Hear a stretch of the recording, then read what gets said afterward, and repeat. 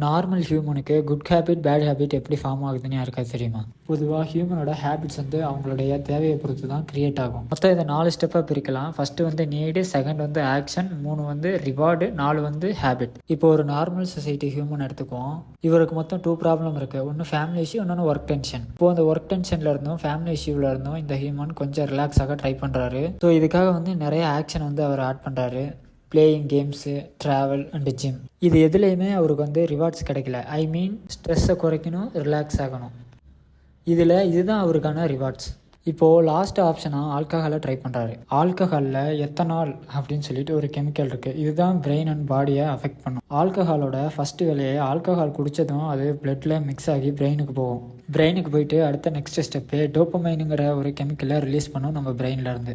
டோப்பமைனோட வேலை என்னென்னா, உங்களுக்கு பிடிச்ச விஷயத்த செய்யும்போது அந்த டோப்பமைனுங்கிற கெமிக்கல் மூளையிலேருந்து ரிலீஸ் ஆகும். அப்போ தான் நீங்கள் ஹாப்பியாக ஃபீல் பண்ணுவீங்க.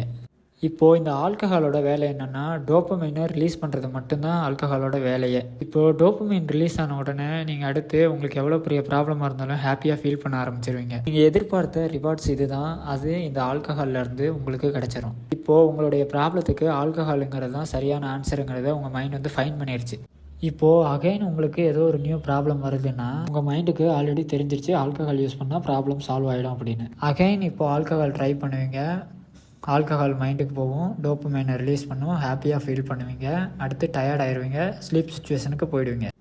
இப்போது புது ப்ராப்ளம் வரும்பொழுது நம்ம ரெகுலராக ஆல்கஹால் சாப்பிட்டு டோப்பமைன் ரிலீஸ் பண்ணி அதுக்கப்புறம் நம்ம ஸ்லீப் சுச்சுவேஷனுக்கு போனோம் அப்படின்னா ஃபியூ மந்த் கழிச்சதுக்கப்புறம் பீப்புள் எல்லோரும் நார்மலாக தூங்குகிற தூக்கத்தையே நம்ம ஆல்கஹால் குடித்ததுக்கு அப்புறம் தான் தூக்கம் வர மாதிரி நம்ம பாடி அடாப்ட் ஆயிரும். ஃபைனல் ஸ்டேஜில் இப்படி தான் ஒரு ஹியூமன் பாடியில் ஒரு குட் ஹேபிட்டாக இருக்கட்டும் இல்லைனா பேட் ஹேபிட்டாக இருக்கட்டும் இப்படி தான் உருவாகுது. ஒரு பேட் ஹேபிட் எப்படி உருவாகுறதுன்னு இந்த வீடியோ பார்த்து தெரிஞ்சிருச்சு. அப்போது குட் ஹேபிட் எப்படி உருவாகுது? சேம் சென்டென்ஸ் தான். Need, action, rewards, habit. இப்போ எக்ஸாம்பிள் அனதர் ஹியூமனை எடுத்துக்குவோம்.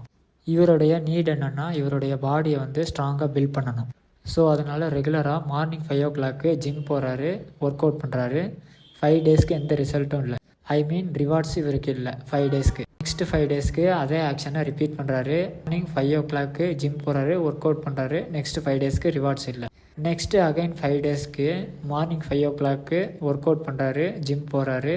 பட் இந்த வாட்டி ரிவார்ட்ஸ் அவருக்கு கிடச்சிருச்சு. இப்போ அவரோட மைண்டு ரிவார்ட்ஸை பார்த்த உடனே ஃபைண்ட் அவுட் பண்ணிடுவோம் இதுதான் நமக்கான சரியான ஆக்ஷன் அப்படின்னு. நெக்ஸ்ட் டே என்ன ஆகுனா, இவ்வளோ நாள் கஷ்டப்பட்டு 5 o'clock வந்தவர் அடுத்த நாள் ஆட்டோமேட்டிக்காக 5 o'clock அவருக்கு விருப்பப்பட்ட மாதிரி வருவார். ஸோ இது கம்மிங் டேஸில் இது ஒரு குட் ஹேபிட்டாக மாறிடும். இந்த வீடியோ பிடிச்சிருந்தால் லைக் பண்ணிக்கோங்க, ஃபாலோ பண்ணிக்கோங்க. தேங்க்யூ ஃபார் வாட்சிங்.